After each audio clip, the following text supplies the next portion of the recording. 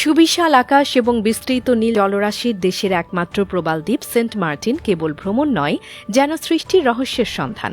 স্থানীয়ভাবে এর নাম নারিকেল জিঞ্জিরা।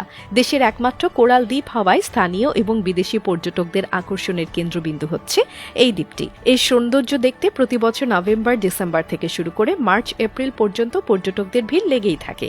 কিন্তু অবাক করা বিষয় হলো, এখানে ঘুরতে আসা বেশিরভাগই দ্বীপটির আসল সৌন্দর্য উপভোগ না করেই চলে যান। পর্যটকদের অধিকাংশই শুধু দ্বীপের সৈকতে হেঁটে বেড়ানো আর ছেঁড়া দ্বীপে কিছু ভাসমান পাথর দেখেই চলে আসেন। অথচ এই বিশাল সাগরতলের অপার রহস্য উন্মোচনের চিন্তা তাদের মাথায়ও আসে না।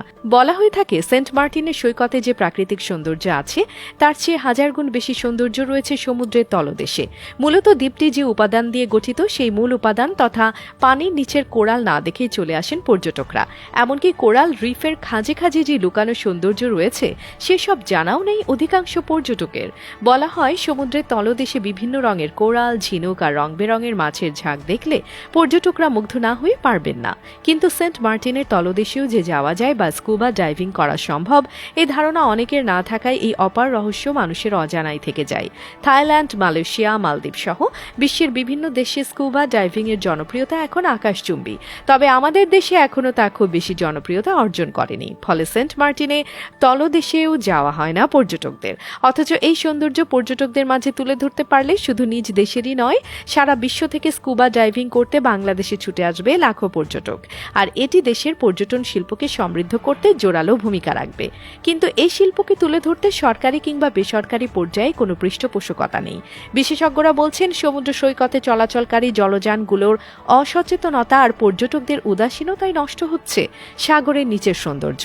এরই মধ্যে ভ্রমণকারীদের ফেলা নোঙর, পর্যটকদের ফেলা ময়লা আবর্জনা আর নৌকার লগি বৈঠার আঘাতে নান্দনিক কোরাল প্রাচীরগুলো বিলীন হওয়ার পথে। সমুদ্রের নিচের সৌন্দর্য যেভাবে বিনষ্ট হচ্ছে, তা এখনই ঠেকাতে না পারলে নীরবে হারিয়ে যাবে অমূল্য সম্পদ।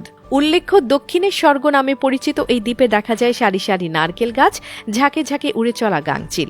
এছাড়া সেন্ট মার্টিনের চারপাশ ঘিরে নীল স্বচ্ছ ধারার সাথে নীলাকাশের মিতালি যেন মিলেমিশে একাকার হয়ে আছে। সৈকতে বসে স্নিগ্ধ বাতাসে গা জুড়িয়ে নেওয়া কেয়া বন আর সাগরলতার মায়াময় স্নিগ্ধতায় মন জুড়িয়ে যায় নিমিষেই। আর এ কারণেই একান্তে সময় কাটানোর জন্য প্রিয় হয়ে ওঠে এই দ্বীপের মিষ্টি শীতল বাতাস। প্রকৃতি যেন দুই হাত মেলে সৌন্দর্য ঢেলে দিয়েছে এখানে। এত সব সৌন্দর্য মনে করিয়ে দেয় সৃষ্টির রহস্যের বিস্তৃতি। সেন্ট মার্টিন কেবল ভ্রমণ নয়, যেন সৃষ্টির রহস্যের সন্ধান।